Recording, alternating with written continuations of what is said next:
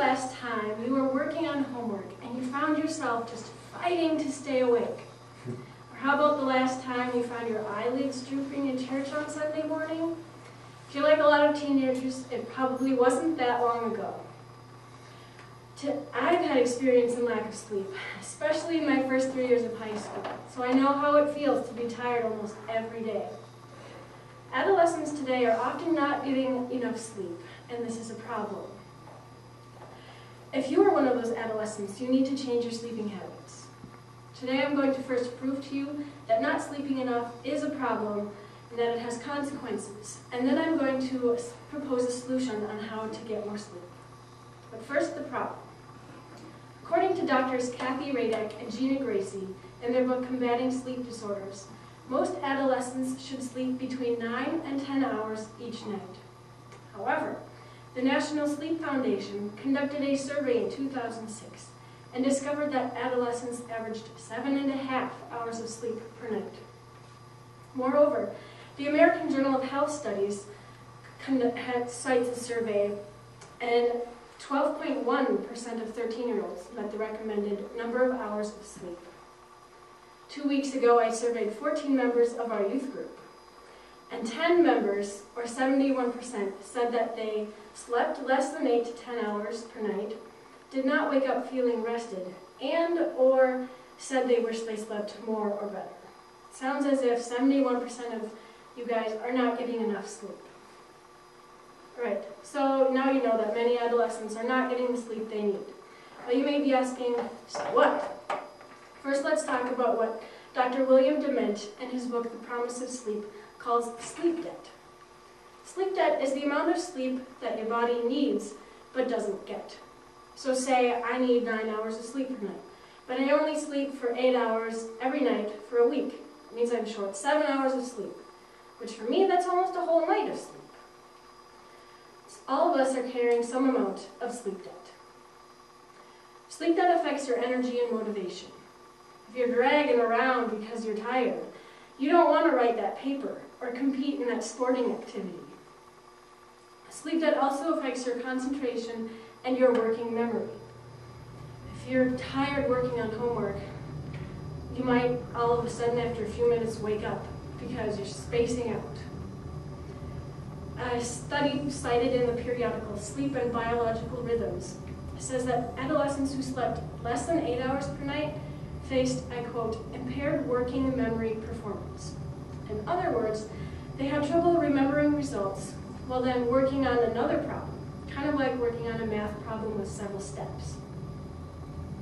One last effect I'll mention is that sleep debt affects your mood. I usually enjoyed watching my brother play tennis. But one night, after I was at Deborah's birthday party, in which I only slept 1 or 2 hours, I didn't enjoy it at all, because I was tired and cranky and all I wanted to do was sleep. I especially didn't want to watch that ball bounce back and forth across the net.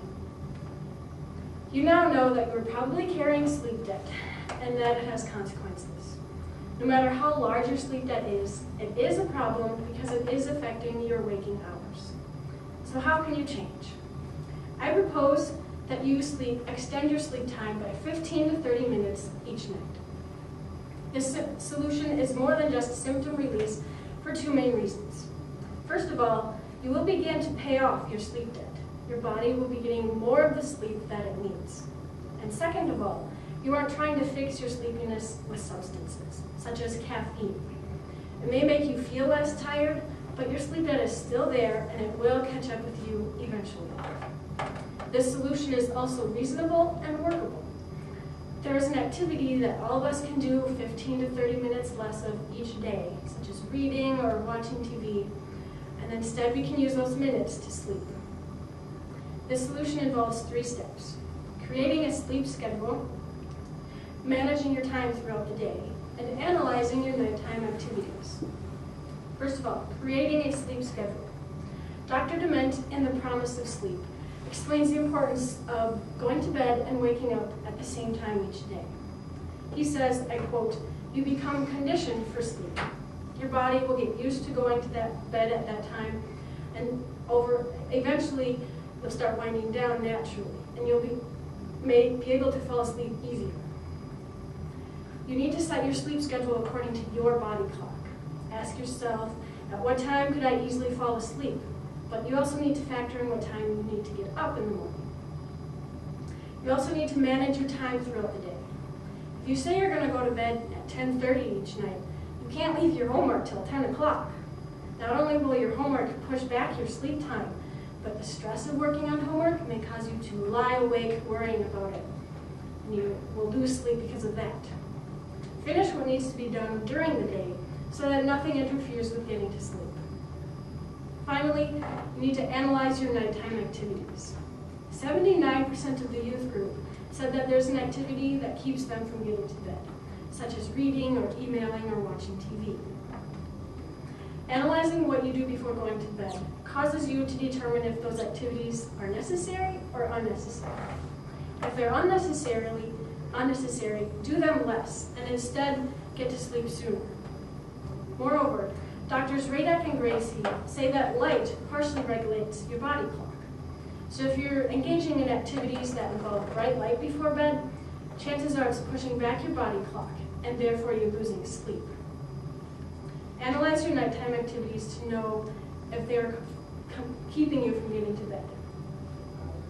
Sleeping 15 to 30 minutes longer each day will cause you to have a more enjoyable day overall. Within 2 weeks, I expect that you'll have more energy to complete tasks and activities throughout the day. And you'll also be able to more intently concentrate on homework. These two benefits alone may cause you to even perform better in school. And finally, you'll have a more positive mood, and you'll just be able to enjoy your day and the circumstances in it. These are just a few of the benefits from giving your body more sleep. As I have proved to you today, the lack of sleep is a common problem among adolescents.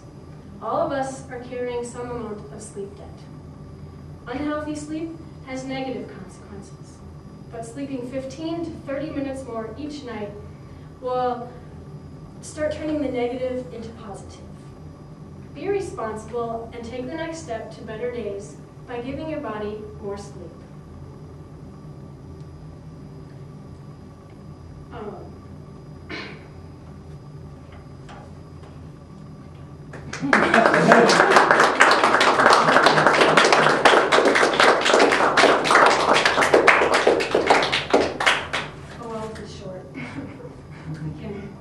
How long was it? It was like 7:40. Oh, that's fast.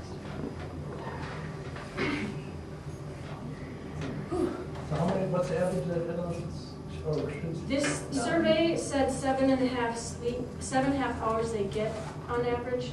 And they should sleep 9? Yes. Everyone's body is different and they need a different amount of sleep, but adolescents, most of them should get 9 to 10 hours of sleep.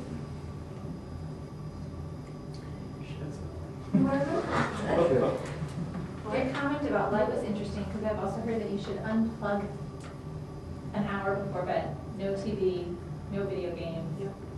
And I bet some of that has to do with the light effect. Wow. The If I light had of all plugged out that before bed, I'll just go to does in your bed. brain. Yeah, because there's been people who like go out during the summer and just go to a cabin where there's no electricity and the natural light changes their body clock. Speaking of natural light and sleep, this Sunday is daylight savings. Okay, does anyone else have any comments or questions on either the speech content or my delivery?